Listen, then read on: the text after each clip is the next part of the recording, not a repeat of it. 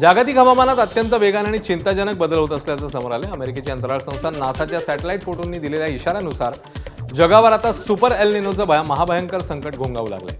भूमध्य रेखीय पॅसिफिक महासागराच्या काही भागांमध्ये समुद्राच्या पाण्याच्या पातळीत झालेली कमालीची वाढ याचे स्पष्ट संकेत आहेत। युरोपियन स्पेस एजन्सीच्या सेंटिनल-6 मायकल फ्रेलिच या अत्याधुनिक उपग्रहाने या धक्कादायक बदलांची पुष्टी केली आहे। नकाशामध्ये समुद्राच्या पाण्याचा रंग लाल, पांढरा आणि निळा असा दिसतोय।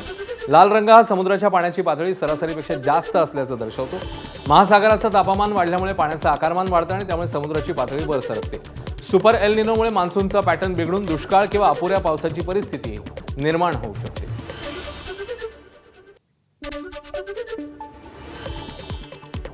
पद्मविभूषण आशा भोसले यांच्या निधनानंतर विधिमंडळाच्या पहिल्याच अधिवेशनात विधानसभा अध्यक्ष राहुल नार्वेकर यांनी शोकप्रस्ताव मांडला। मात्र शोकप्रस्ताव वाचताना नार्वेकर कागदावर लिहिलेली वाक्यही अडखळत वाचत होते।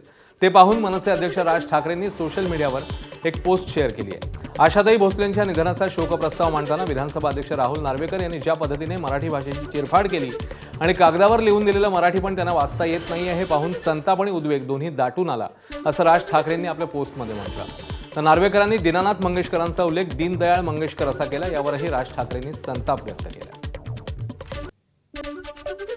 कैलासवासी आशा भोसले यांचा सुरानी अभंगातील ओतप्रोत भक्ती, प्रेमगत गीतातील अनुराग, श्रृंगार गीतातील मधुराळ मादकता, विरह गीतातील दुखरी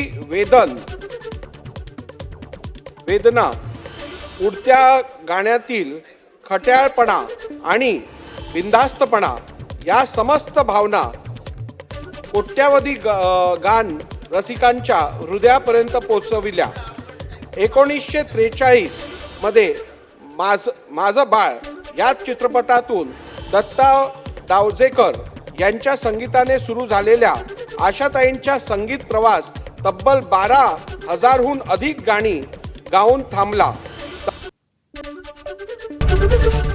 एबीपी माझा, उघडा डोळे बघा नीट।